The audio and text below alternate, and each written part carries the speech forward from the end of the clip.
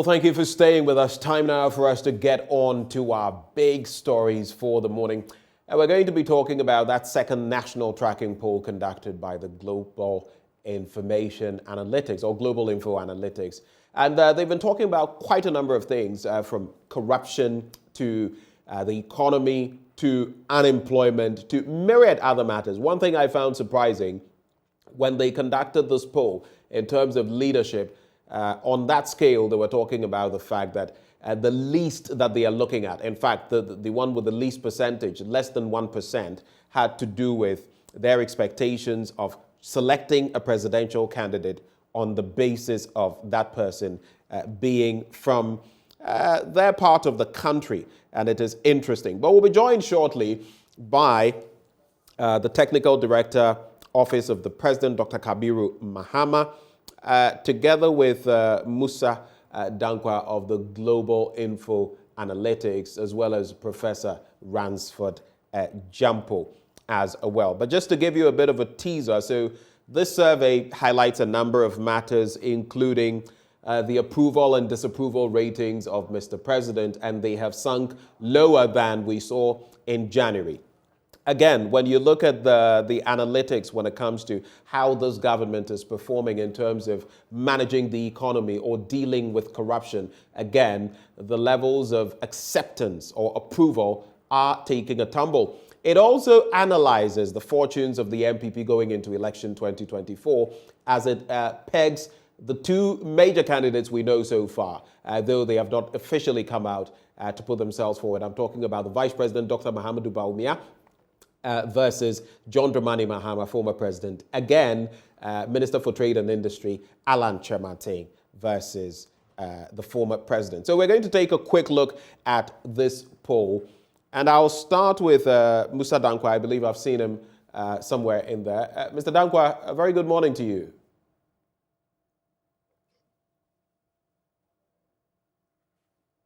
Do we have Mr. Dankwa on the line? All right, so we'll try to connect with him. Hello, Mr. Dankwa, a very good morning to you. Good morning. Can you hear me now? Yes, I can hear you. I can hear you loud and clear. We'll also try to get Dr. Mahama, Technical Director, Office of the Vice President, and Professor Jampo as well. Dr. Mahama, a very good morning to you, if you can hear me. Very good morning to you. Pleasure having you. We'll also have Professor Ransford Jampo, who has quite an interesting take on this bit. But let me start with you, Musa Dankwa.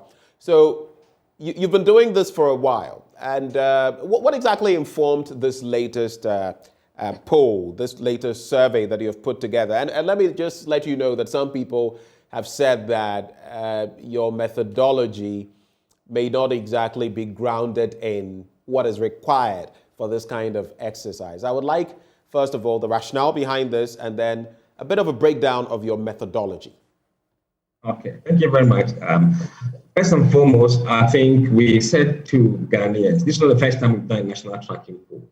We've done a couple in 2020, and this is the second time we're doing that for 2022. And we said that from now till 2024, we'll be carrying out quarterly tracking polls. So Ghanaians will know what's actually going on within the political sphere, and as well as on issues that matter to Ghanaians on corruption, on performance of the president, on the direction of the country, on many other issues that we think is relevant for people of Ghana to know about. In terms of methodology, in fact, I'm not quite sure where people are faulting us in terms of methodology, in the sense that we did the first tracking poll in January, where we selected about 34 constituencies based on some convenience sampling. And it was for a reason. This time around, we did 68 constituencies. 34 of them were the same places we went last time for a reason. We wanted to see if we repeat the same poll there, what would happen in those specific places. Then we selected additional 34 based on random simulation that we ran using our model. So the extra 34 that were added were selected randomly based on the total number of seats we have in the country. So we didn't have hand in picking those. But going forward in July, everything will be random based. So we have admit that an element of it is convenient, but another 50% of it is entirely probability sampling. All right. So per all the information you have got, and there are so many sectors involved, from the economy to development to politics and all of that. What would be your summary of what this event is? Because especially when it comes to, for example, the approval rating of the president, it's taken a bit of a tumble when it comes to the fight against corruption, the expectations of the people in terms of how sure they are that government can deal with the situation, how sure they are that government can manage the economy, how sure they are when it comes to infrastructure development. All of these have taken a tumble. So per what you have done, analyzing it, what would be your overarching remark or summary remarks on it in less than a minute, if you can? All right. I think what we are seeing is a reflection of the situation on the ground. Okay, which is what? People. Looking at people who are saying that their living standard has gotten worse, that has fed into everything that they said subsequent to that. That affected the president approval rating, affected people who think we're in the right direction, and indeed impacted on the race between Alan and Mahmoud Bawumia, as well as the other candidates of NPP against John Mahama. So right. It is the bottom line of the situation in the country that is really feeding into these polling numbers. Okay, so basically for you, it's a fair reflection of what we're seeing. Let me move to Dr. Mahama now and engage him. How have you seen this particular poll, and what is your initial reaction to it? Looking at the fact that it puts your administration in a very dim light. What's your quick reaction? All right, thank you very much, and good morning to your viewers and to my co-panelists, Mr. Musa Dankwa and then Mr. Dogarant for Jampo. I think that research is very important to our discourses, because a government or as a people, the findings of research inform policy. In fact, it informs even people as it kind of tastes, desires, preferences, and even the state of affairs. But when doing research, you need to adhere strictly to certain ethics. You need to adhere strictly to certain standards. You need to adhere strictly to certain procedures.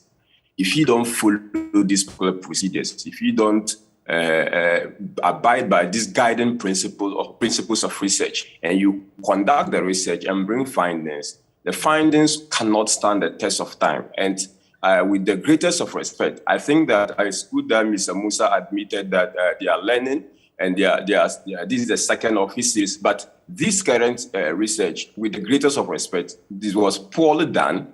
I can list not less than 5, 6, 7 technical errors. So let's quickly get into that. Let's quickly get into that. Yeah, inherent in there. For instance, let's start with sampling. Sampling is the mother source of validity of any research finding. Right. If you get your sampling wrong, you get the research wrong. We're looking at over 5,000 people. Yes. So the 5,000 people, they are telling us they are using a confidence interval of 99. If you are using a confidence interval of 99, invariable, your margin of error is 1%. And if you are using that to calculate, you should get at least 16,500 respondents.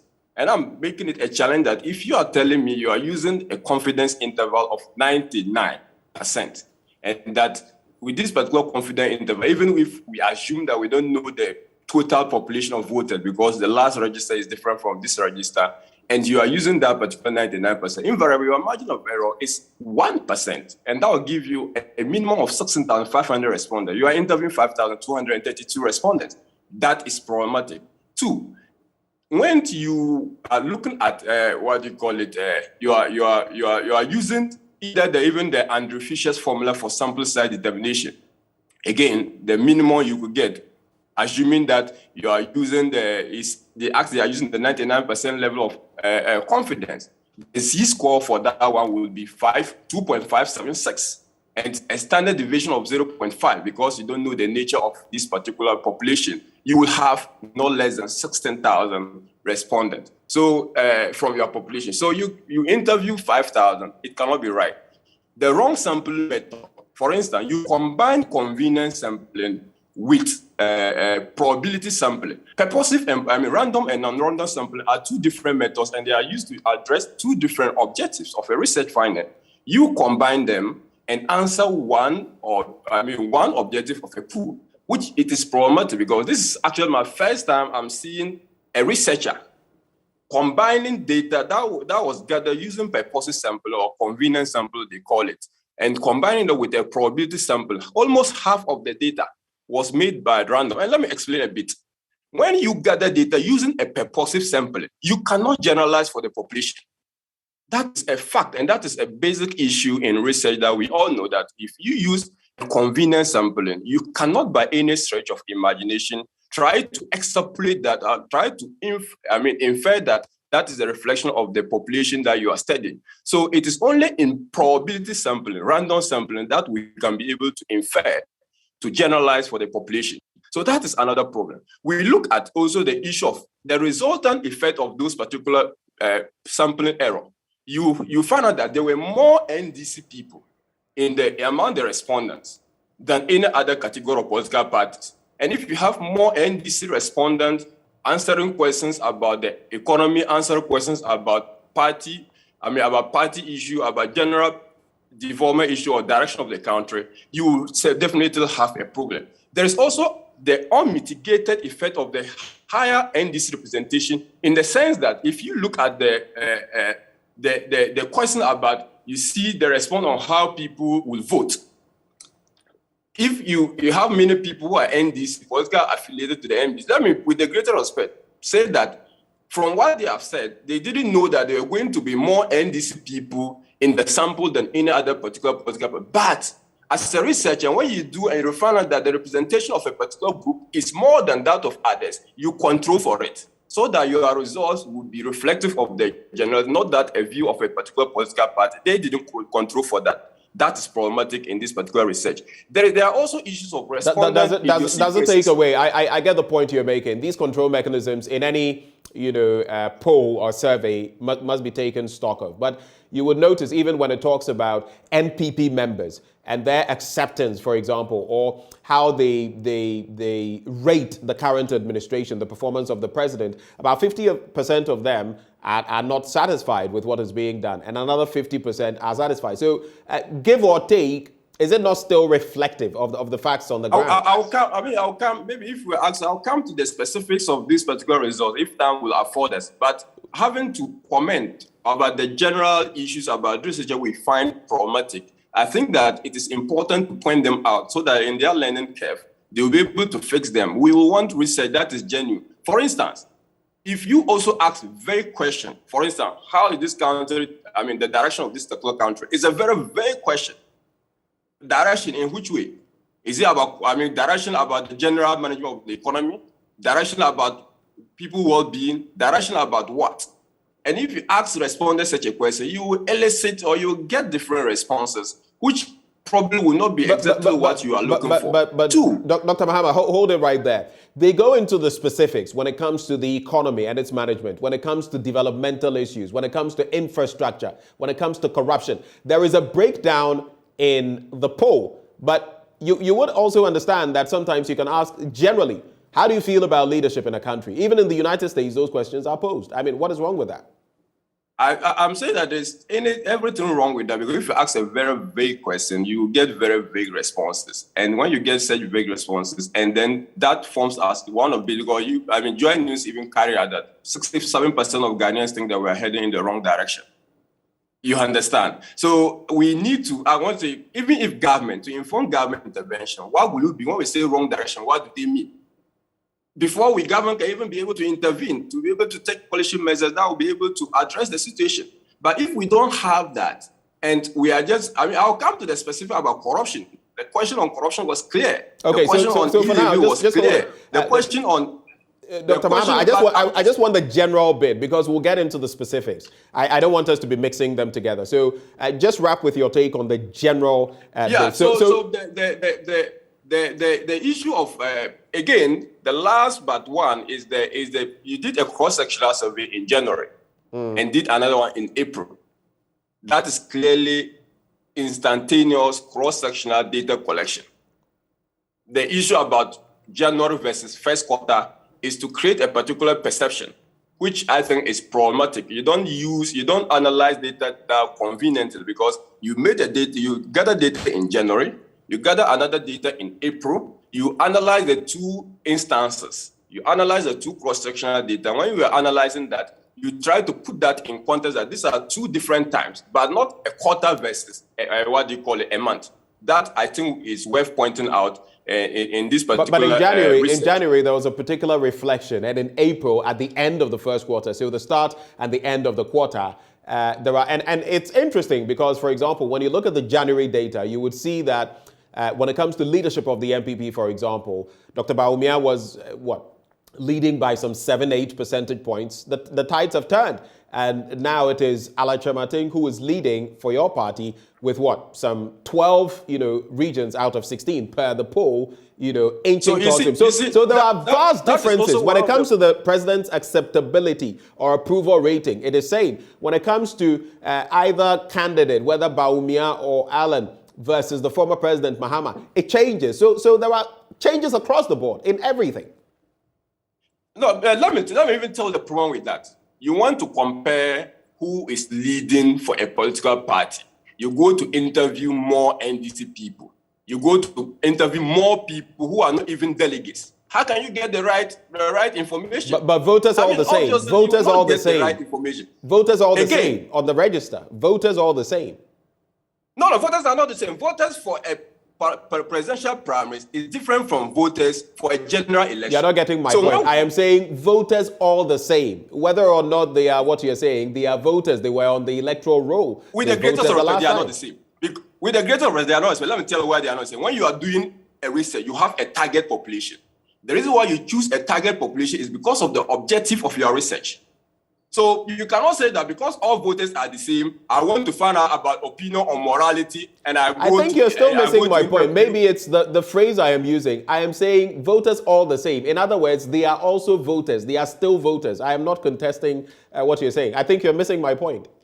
No, the point is that voters all the same is to weather down the mistake of the focus. And I think that I need to stress on that, because if you say voters all the same, it means that they are voters nonetheless. So they could be interviewed. I mean, that is my understanding of what you are trying to. So this is a fatal mistake that I think we don't. Again, you want to compare people. You put John Mahama, you put Alan Kyeremanten, you put Bawumia for people to determine who they want. Clearly, two NPP people against one NPP. The voters of the NPP people will be divided. Okay, so point made. I think your general view on this is clear. So in other words, just to clarify as well, the NPP does not accept this, because when it comes to the EIU release recently, your people have accepted it. I mean, I spoke to Evans Nimako and others. In this instance, are you saying that when it comes to global info analytics and what they've done, you do not subscribe to it? You do not accept it? Is that what you're saying? As a baseline, they've done a very poor job with the greatest of respect. If they do a good job, we are really, despite how bad the results will be for the MPP or for the government, we are willing to accept that. But under this current analysis, with this current statistics on the political bit, I'm highlighting on the political bit because they made the wrong target. They did wrong comparison. They didn't compare cases or cases biases. They didn't control for them, and the results can never be the true reflection of the situation. All right. I don't know yet. Professor Jampo, are you with us? All right. We don't have Professor Jampo yet. Let me come back to Musa Dankwa. So how do you react to these? Even before we get into the specifics, very quickly. Your methodology has been questioned. It is being, dragged in the mud. How do you react? First and foremost, I think people who do normal research, academic research, tend to confuse that research with opinion polling. Methodology and processes are governed by, in fact, we follow a standard set by U.S. Association of Pollsters. So we are driven and guided by those methodologies that have been widely used in the U.S., which we know are the leading kind of industry when it comes to polling in the world. Now, in terms of our convenience sampling and probability sampling, that is why we selected additional fields that are entirely problematic, so we can analyze. So if you don't want the convenience sampling, look at the random sample element and see what those numbers are saying. The reason why we wanted to do that was that we wanted to confirm from the original situation whether things have changed in those places. Now, in terms of data, look, in the US, the entire US is polled on daily basis. And the sample size for US polling is not more than 1,500. So once the tools and this is a country of about 400 million people. Absolutely. So right. The volume of 16,000 data doesn't make sense statistically. But we use the EC sampling frame. So if we look at the places that we interviewed, the total population for those areas we interviewed was around 4.5 million voters. When you use that as a basis to establish the sample size, we are dead accurate. And that gives us 1.7% margin of error. So you have to look at the tools we use. I mean, none of them, as we speak, the NPP hasn't gotten in touch with us to see how it is our work. What approach did we use? They haven't spoken to us yet. They are sitting down there talking about criticisms, but we take it quite frankly in the stride. And do you feel, before you go on with the points, I just have to ask, do you feel it is being, shredded, torn to shreds? Because by and large, practically everything in this 14-page report goes against the ruling administration. Do you think that is the reason it is being, torn to shreds? Absolutely. Right. Because I sincerely believe that they may have their own internal polling data that would collaborate, if they're honest, with the findings we have here. Absolutely. And then in terms of number of NDC, look, we have seen a dramatic shift. This is the first time we've done any polling in this country. NDC has outnumbered MPP by 2%. All the time we've done, MPP has been ahead. Now, the reason this is happening is that we have seen a new block of voters who are not saying they're MPP or NDC or PPP or PNC or CPP. And they have moved to a different block called other parties. We don't believe any of those people belong to the smaller parties other than these big four. So these are people who have abandoned the two main parties to form a new block. They haven't gone to join the floating voters, but they're saying other parties. And we know who they are from the analysis we've done. So that is why MPP numbers are shrunk. People have moved away from MPP into a new block. Okay, so I just did the calculation here, and if you take 2% of the 5,120 or so that you used, it amounts to some 102.4. So it would mean that the difference out of the 5,000 plus, 5,100 and something, the difference would actually be the 100 and something. In other words, would have about 2,500 who are from who are of NDC stock, so to speak, in between there. And then about the same number who are of MPP stock. That's what you're basically telling me. Absolutely. So that number didn't make any difference to the outcome of the survey. Now, if you look at critically, the floating voters and NDC, they are in addendum. So if you don't believe in what the NDC guys are saying, what about the floating voters? And mind you, we didn't determine your political party before we speak to them. We spoke to them about their demographics after they've answered all these questions, so that we don't have interference of disclosing their party affiliation having impact on the kind of process we get on the other polling questions. Okay, so let me do this as I go back to Dr. Mahama. I want us to get into some of the points that are made, crucial points that are made. And you've got a response from Musa Dankwa in terms of the methodology and the standards they hold themselves to. But let's look at some of the things this poll says. Let's walk through them and tell me where you disagree. So from the very start, when it talks about approval or disapproval for the performance of the president, you would notice that in January, the president's approval rating stood at some 34%. In April, it is now standing at about 27%, okay? And when you look at the disapproval rating as well, it stood at 58% in January. It's now standing at 67%. You also go further. I just want you to put, because there's quite a lot to digest here. You also look at whether the country, and something you dispute because you say the wording is vague, whether the country is headed in the right direction or the wrong direction. Again, those who say right direction in January were 33%. Those who said wrong direction in January were 58%. But when you come to the April figure, those who are now saying the country is heading in the right direction are only 26%. That's a marginal loss of about 7 percentage points. And that is added now to those who say that the country is moving in the wrong direction, 67%. Of course, there are some 9% and 7% based on the respective values who said they didn't have an opinion. And just to wrap, so you can give me an answer, again, how they would rank the performance of government. Interesting, because those who said in January, the baseline poll, 7% said excellent, 32% said very good or good, on average 24%, and those who said government was faring poorly or very poorly in terms of its performance were 37%. But come to the April figure. Those who are saying government is performing excellently have dropped by 2%, so from 7% in January to 5% now. Then you look at those who are saying government is faring good or very good, it has dropped from 32% to 24%. Those who say it is average have dropped from 24% to 23%, marginal. But here's where it gets interesting. Those who said in January that government was performing poorly or very poorly were 37%. Now it stands at 48%. Is this conveying any message to you, Dr. Mahama? Yeah, thank you very much. I think that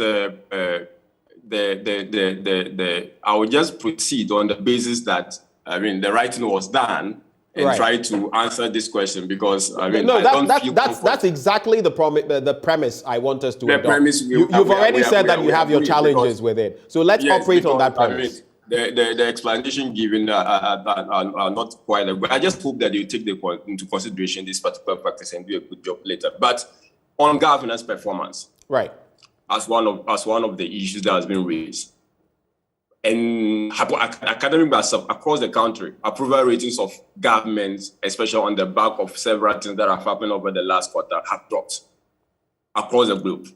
It's not just Ghana. So as a person, as an academic and objective one as that, I would not be surprised that if at the polls, Ghanaians' approval rating of a government performance is doing it, because we are having a situation where prices of crude oil is increasing, cost of living is going high. We had foreign exchange problem. All these factors brought untold hardship to people. The very first refuge is to blame the government for that. Right. And people would then channel that particular frustration to blame a government. So to have the performance of a government going down, it will not come as a surprise to anyone, or any objective observer looking at the state of affairs. But we have to also know that quite a good number of people still have at least, I tell you, more than half of the people think the government has performed averagely well. More than half of the people feel that the performance of the government is either average or above average, either excellent or very good. That is something that we must also be looking at, and to suggest that it is not just a bad picture of concentrating on only 48% of people who think that they have performed poor, but there are a good number of people who think the government has either done excellent or done very good, or on the average has performed well. So these are some of the narrative that we must also look at this particular data when we are analyzing this particular issue. You ask yourself, what will be the position of the people who say their government has performed averagely well or has performed average? A performance of government is average. If things change in the next 2 months, obviously it can't be very good or excellent. So that is, if things deteriorate, they are likely to also move further to the very poor section. So that is something that government is paying attention to.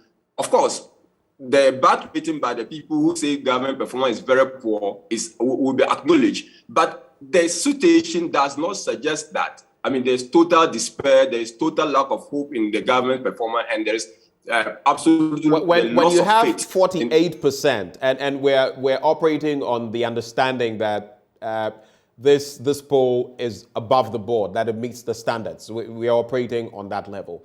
when you have a poll telling you that 48% of respondents are saying you have performed either poorly or very poorly, and others are giving you average, and very few are giving you an excellent performance, what does that mean to you? What that means is that majority of the Ghanaian populace think that government performance on the average is good, whilst a good number, at least 48%, which is also close to half, not up to half, think that government has performed poorly. I disagree with you. You are a doyen in this, so let's break it down. 48% say you've performed poorly or very poorly. Add that to those who feel you've performed averagely, about 23%. If you strike the balance, it would definitely be more than half, even considering those who say you are good or very good, which is at 24%, and excellent, which is at 5%. It's not more than half. It's not more than half. If you take the average, you are looking at 71%. Half of that is not more than half. So the analysis is wrong. It is 30%, even if you take that. Okay. Are you adding the poor, very poor to the average and you know, I'm adding striking them? The poor, very poor, and I'm saying that the total will be 71% of the people. That is why if you're just taking the averages of the percentage, that's what I'm saying, that it is not more than half. That is the point I'm stretching, and I'm saying that you are looking at it from even the negative perspective. So if we assume to look at it from the positive perspective and know that these people who have rated this government on the average to have performed good, you should also look at it from the very, you have to add that to that of the very good and the excellent to track the average. And you know that that performance is more than I am not taking that out, but I was saying that when you look at the chunk, so let's look at the 100%. You have a 48% value, a 23% value, then 24 and 5%. Let's do the math and find out. Are you trying to tell me that when you add the good or very good to the excellent, so the excellent is 5%, the very good or good is 24%. That caters for maybe those who are saying average, because that is 23%, and then the poor or very poor is 48%. I say, well, so let's do this. Let's strike an average on this and tell me where it leans towards, whether it is positive or negative. Do that for us, please.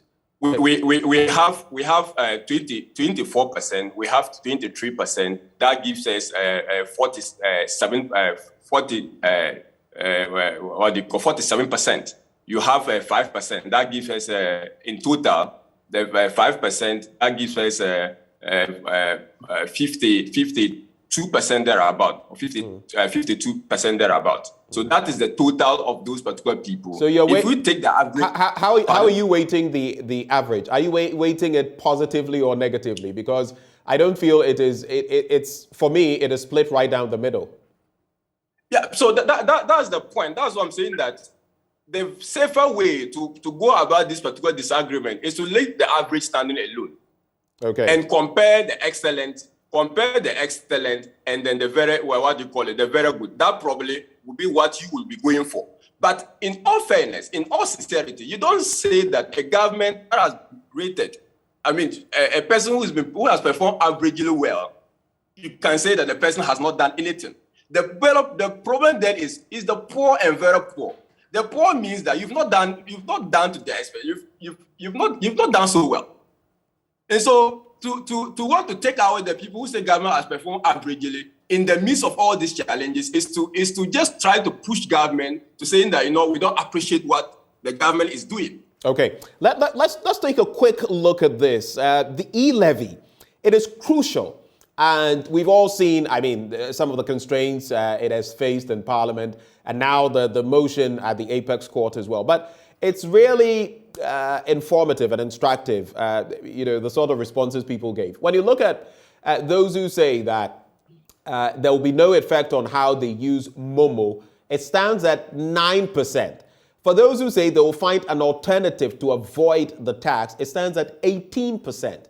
For those who say they will use it only when it is absolutely necessary, it stands at, interestingly, 40%. You put that side by side with those who are saying they will completely withdraw their funds, 26%, and those who will say will even stop using mobile money altogether, 7%. Now, on the negative end, correct me if I'm wrong, I don't use Momo. Okay, so they are not even in the bracket, so let's take them out. Those who are going to withdraw their funds, 26%. Those who will find an alternative to avoid the tax. That is another 18%. That gives us what? 44%. And then there is those who say they'll only use it when it is absolutely necessary. So you could strike an average there and say what? 20%. It doesn't look good, does it? Yeah, I think that the issues of the e-levy has been met with several perspectives. It's omnispectral in nature. And I think that these findings are so true, it gives room for concern. However, government has, over the time, has known that there's going to be what you call a change in behavior of the affected persons. That is the sender of this particular MOMO or the sender of this particular, those doing transaction electronically. Government was clear on that. And before you even introduce any tax policy, you have to probably anticipate the change in behavior. And the finance ministry had even come out to say that people who try to avoid the payment of tax, there were certain measures that were supposed to be taken. But on the balance, how long will people keep on keeping money on their cash? The issue of MOMO, when discussed, to also be looked at it from the perspective of, electronic transaction as a whole. If a person stays at Nsawam, and I have to go to, say, let me say Accra, I have to go to, say, Medina to deliver money to someone by cash. I'll take Uber. I'll take Trotro. I'll make some costs. Compared to the cost of having to send it online or electronically, you have to strike the balance. And the balance was of the view that this will favor people who want convenience, people who think that they want to cut down time in order to be much more productive. And this tax is actually geared towards those particular people who find convenience in the use of electronic transaction. People who use MOMO or electronic transaction as a necessity probably would have to find other ways. And that is okay, but the curve will flatten along the line. And my expectation is that the needed government revenues from this particular measure may not entirely be met because of these particular findings and because of probably the consumer or the affected person's behavior. But on the whole, it will flatten and people will get back to it as business. So people were trying to avoid that when it was introduced. Right. But it became a norm as we go on. Hold for me. I'll come back right to you when we talk about corruption. But let me also bring in Musa Dankwa. I want to find out, when it comes to the judiciary, it is interesting there as well because the approval ratings of the judiciary, and then you segregate that away from that of the Supreme Court specifically. Just to give the data, you ask about the level of confidence of the respondents in the judiciary. Now, there was very high or high, which was 24%, neutral, which was 30%, and then low or very low, which was 46%, surprisingly. Then you get to the Supreme Court and you ask what their level of confidence in its ability to deal with political cases without fear or favor. And there it is almost reflective of the same pattern, 26% very high or high, neutral 27%, and low or very low 47%. You are the pollster, but did this strike you as surprising? No, I don't think we were surprised. In fact, we were expecting that the Supreme Court would fare worse than the judiciary as a whole. Why? But because it was in the news at the time. So sometimes when you are in the field and these news are kind of prevailing, it tends to overbear on voters. So we felt that should have been higher than what we saw. But yet still, you could see that it performed worse than the entire judiciary by 1 point, which is not that huge in terms of those who think it is very low or low in terms of confidence. All right. Let me come back to Dr. Mahama and just hold for me, Musa. I'll be coming in as and when I need some clarity on some matters. Corruption. I bring up this matter because apart from the economy, and of course this feeds into the economy, which was a very pivotal issue, especially in 2016, yes, to some extent in 2020, and now heading into 2024, it is a major issue. But in there as well is corruption. When you look at the state of corruption in Ghana and what people think, those who think it has improved in January were 23%. Those who feel it has improved in this current study are only 14%. Those who feel it was worse than previously were 43% in January. Now they are 54% worse.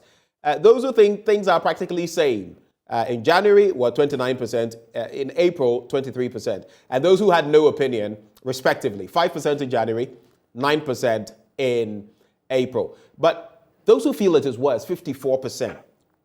Does your party, the NPP, have any statistics? Have you conducted any surveys of your own on corruption and how people feel about it, apart from the, perception indexes and all of that? And does it point to anything different from what we're seeing here? Yeah, I'm not privy to any government sponsored survey on issue of corruption. And even if there was one, the public probably would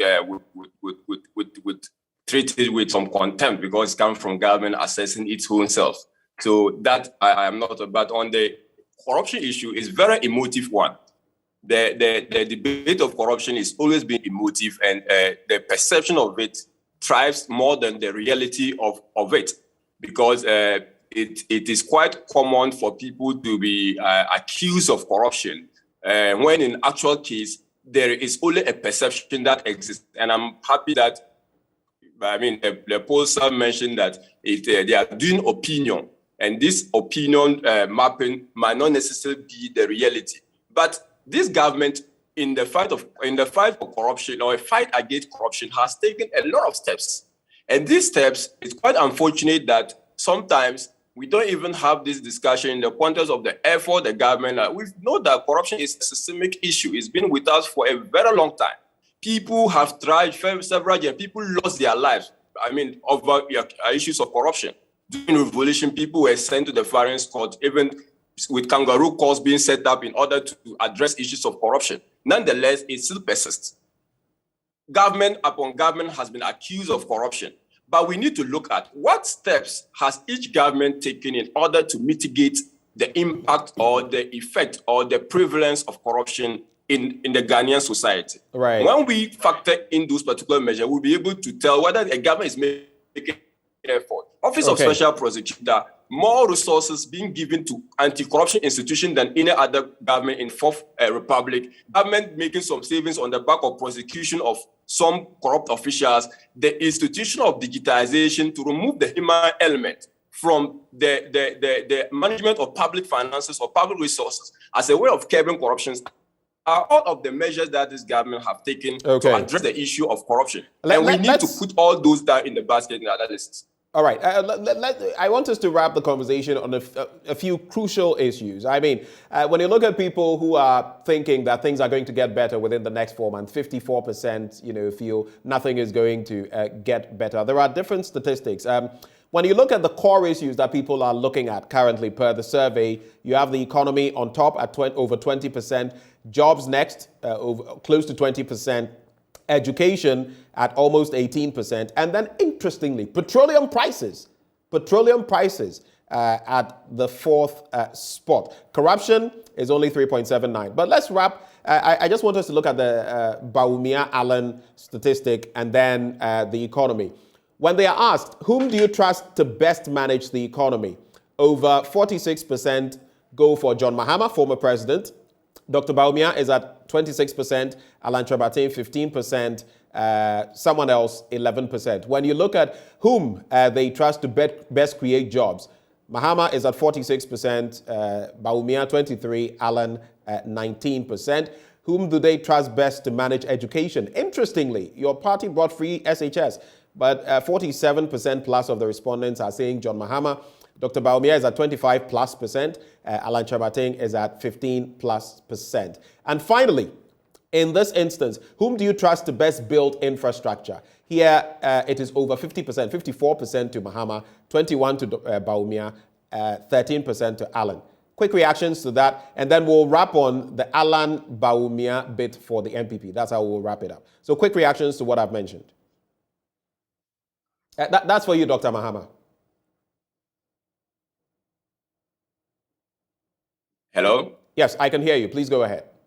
All right. So the management about the economy, that's what I'm saying, that even that question, in fact, I discussed it very reluctantly because you cannot compare John Mahama, Bawumia, Alan Kyeremanten, and other person to rank them, it should have been Bawumia versus John Mahama, or Bawumia versus Alan, or Alan versus John Mahama. Because you have two MPP people there, one MPP person. I mean, how can we even start by discussing such a result?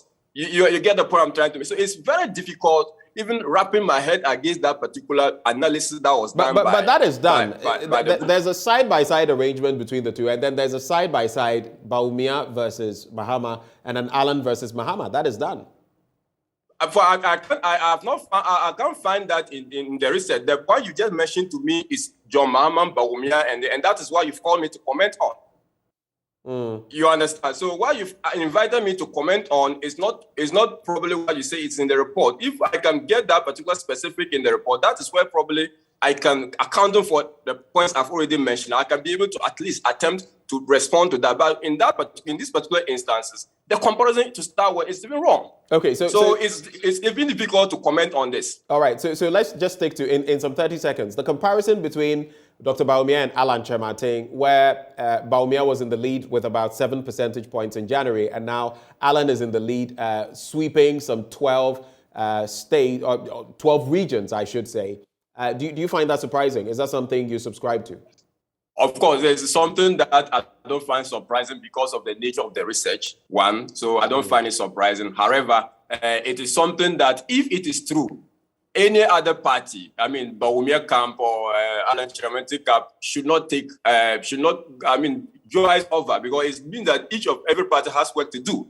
And okay. I think that we have to look at it from that particular perspective, that if it is true that Alan is leading, which, I mean, I'm privy to no less than 6 different researches conducted by 6 different people, some of which we don't even want to come to the public on the prospect of these particular different candidates. Okay. Because then, in there, Dr. Bawumia is in a comfortable lead, right? No. For instance, let's even talk of that research. Bawumia is trusted in the management of economy. In that research that you people are having, he's trusted in the management of education. He's interested in the management of infrastructure, as against Alan Kyeremanten. And you come to conclude that even though the people trust Bawumia in the management of this particular sector, they will vote for Alan. It doesn't make any sense. Dr. Mahama, unfortunately, we don't have all the time. I'm sure we can continue this conversation at a point. Just to be fair, Musa Dankwa, 30 seconds, your wrap-up comments. I think what we will say is that we believe in our data. We believe that we have held high standards of ethical research. And we have reasons, we have answers to every question that has been put, but this opportunity will not give us the chance to explain everything. What I can say is that the race has been turned on its head, and there are reasons that is happening, because for Alan and Bawumia, what we saw in the data now is the collapse of Bawumia support from the Akan areas of the country. Okay. That has driven this number that we have seen, yes. All right. Thank you so much, gentlemen, for joining the conversation. Musa Dankwa is Executive Director, Global Info Analytics. We also have Dr. Kabiru Mahama, Technical Director, Office of the Vice President. They joined us for this conversation. Right? Wrong?